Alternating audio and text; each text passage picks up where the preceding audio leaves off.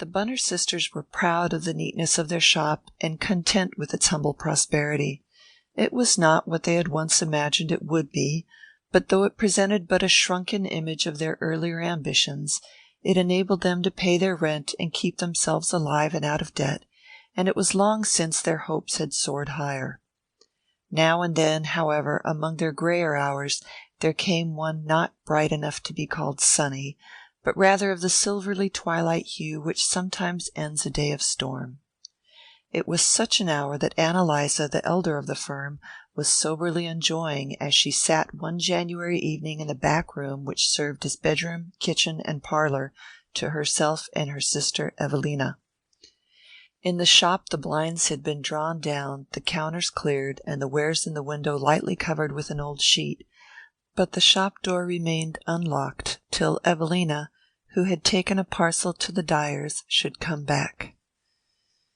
In the back room a kettle bubbled on the stove, and Ann Eliza had laid a cloth over one end of the center table, and placed near the green-shaded sewing lamp 2 teacups, 2 plates, a sugar bowl, and a piece of pie. The rest of the room remained in a greenish shadow, which discreetly veiled the outline of an old-fashioned mahogany bedstead, surmounted by a chromo of a young lady in a nightgown, who clung with eloquently rolling eyes to a crag described in illuminated letters as the Rock of Ages, and against the unshaded windows 2 rocking chairs and a sewing machine were silhouetted on the dusk.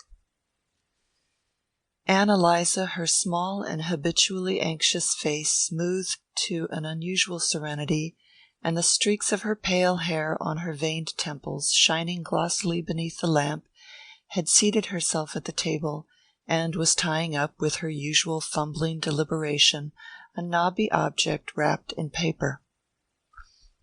Now and then, as she struggled with the string, which was too short, she fancied she heard the click of the shop door, and paused to listen for her sister.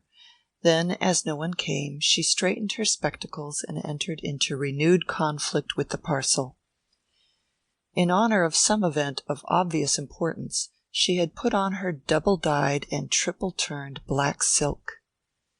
Age, while bestowing on this garment a patina worthy of a Renaissance bronze, had deprived it of whatever curves the wearer's pre-Raphaelite figure had once been able to impress on it, but this stiffness of outline gave it an air of sacerdotal state which seemed to emphasize the importance of the occasion. Seen thus, in her sacramental black silk, a wisp of lace turned over the collar and fastened by a mosaic brooch, and her face smoothed into harmony with her apparel, Ann Eliza looked 10 years younger than behind the counter in the heat and burden of the day. It would have been as difficult to guess her approximate age as that of the black silk, for she had the same worn and glossy aspect as her dress, but a faint tinge of pink still lingered on her cheekbones, like the reflection of sunset which sometimes colors the west long after the day is over. When she had tied the parcel to her satisfaction, and laid it with furtive accuracy just opposite her sister's plate, she sat down, with an air of obviously assumed indifference, in one of the rocking chairs near the window, and a moment later the shop door opened, and Evelina entered. The younger Bunner sister, who was a little taller than her elder, had a more pronounced nose, but a weaker slope of mouth and chin. She still permitted herself the frivolity of waving her pale hair, and its tight little ridges, stiff as the tresses of an Assyrian statue, were flattened under a dotted veil which ended at the tip of her cold reddened nose. In her scant jacket and skirt of black cashmere she looked singularly nipped and faded, but it seemed possible that under happier conditions she might still warm into relative youth.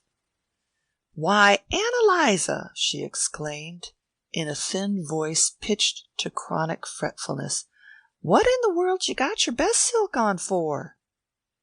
Ann Eliza had risen with a blush that made her steel-browed spectacles incongruous.